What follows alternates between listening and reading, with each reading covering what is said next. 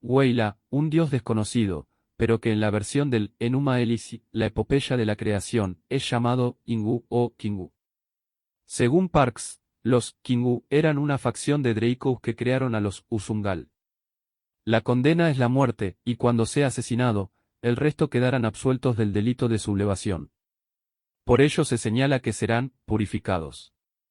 Pero lo interesante llega cuando se especifica lo que van a hacer con el cuerpo del ejecutado, con la carne y la sangre del dios, que Nintu mezcle arcilla, a fin de que Dios y hombre puedan ser enteramente mezclados en la arcilla. Si el lector es agudo, se dará cuenta de que aquí se describe un complejo proceso de ingeniería genética, en donde se extraen las cualidades, o esencias, del ejecutado, para transferirlas a la creación de un nuevo ser.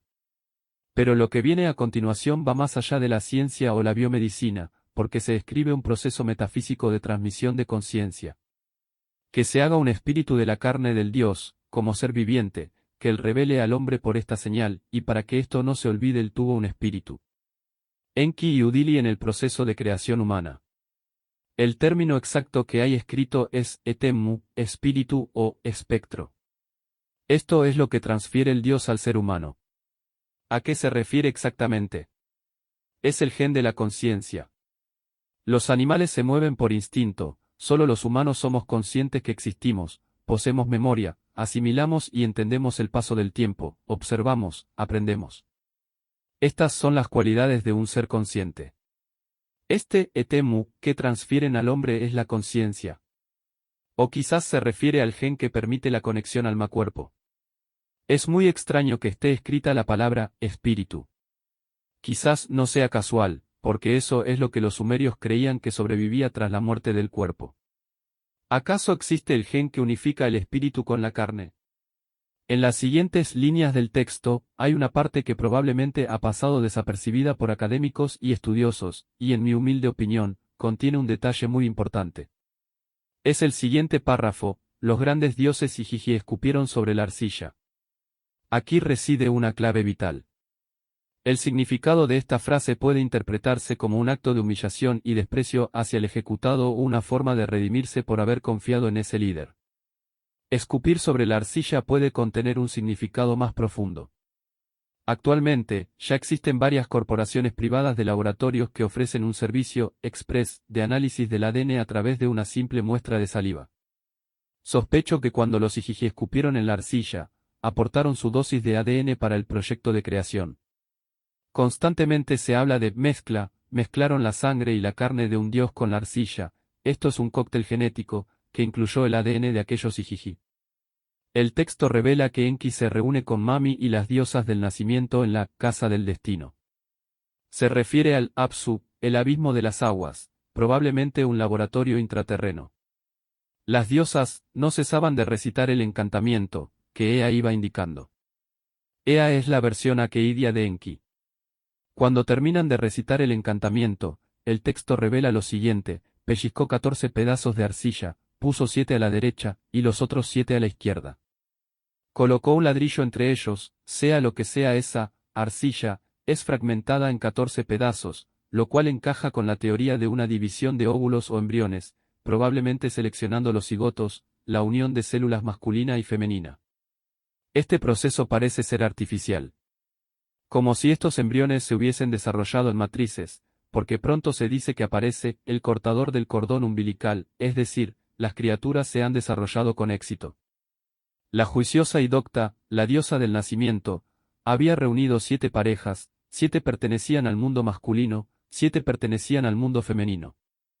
En esta parte, hay lagunas, texto ilegible, y cuando prosigue el relato, se describe un segundo proceso en que las diosas del nacimiento son efectivamente inseminadas para tener un parto natural. Los textos sugieren una primera fase de creación artificial, y una segunda por parto natural. Acto seguido la diosa Mami cuenta los meses, y llegado el 10º mes, abrió el vientre. Probablemente se refiera a una cesárea. He creado, mis manos lo han hecho. Que la matrona se regocije en la casa de la Caristu.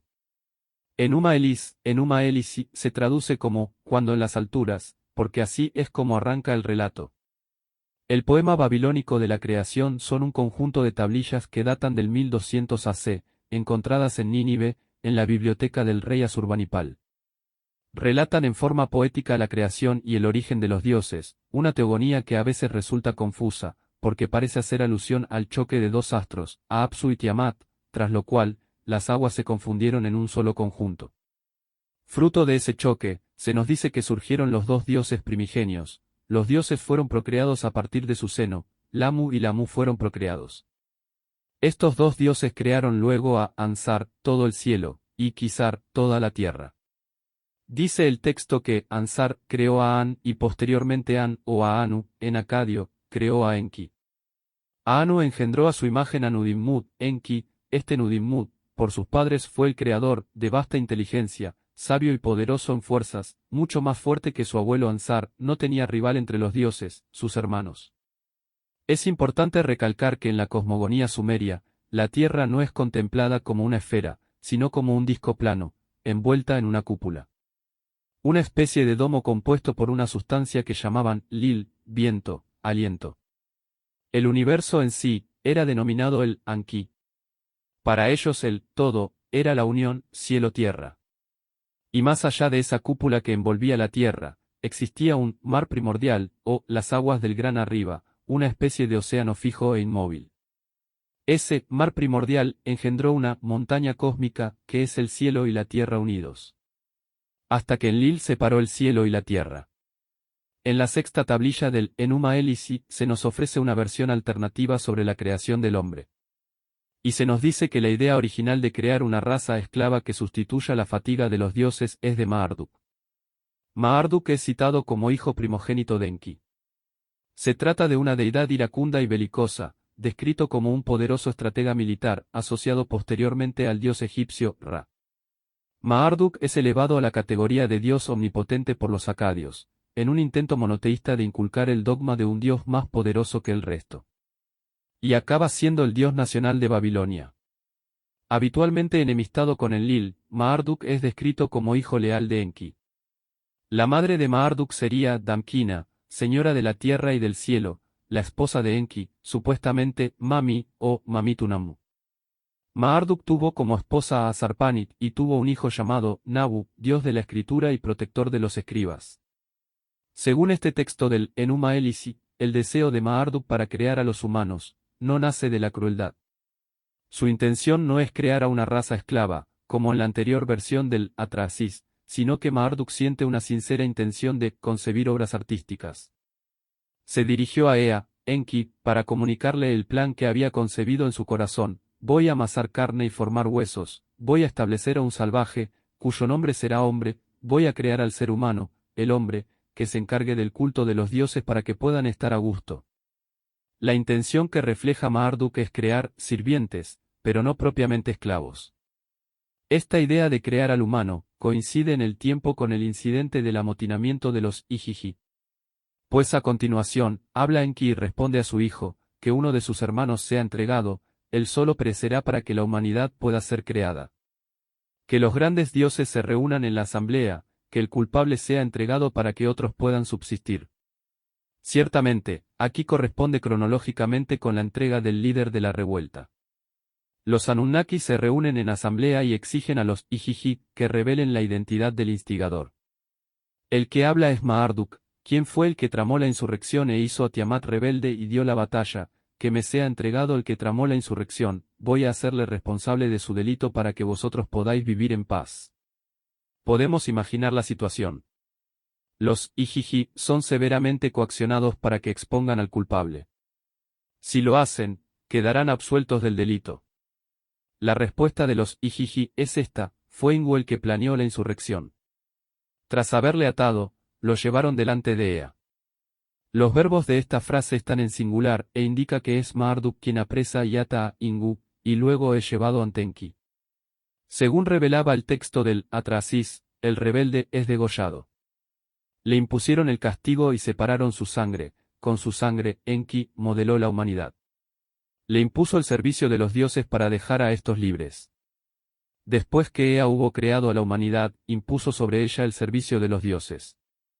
Esta obra es imposible de concebir, fue por la ingeniosidad de Marduk que Nudimmud la llevó a cabo.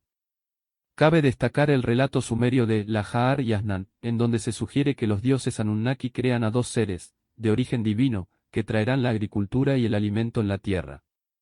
Es probable que esto sea un intento por apuntalar la supervivencia de la nueva especie humana, ya que en el texto dice lo siguiente: la humanidad, en el momento de su creación, no sabían comer pan, no sabían vestirse con vestidos, las personas andaban sobre manos y pies, y comían yerba con su boca, lo mismo que las ovejas.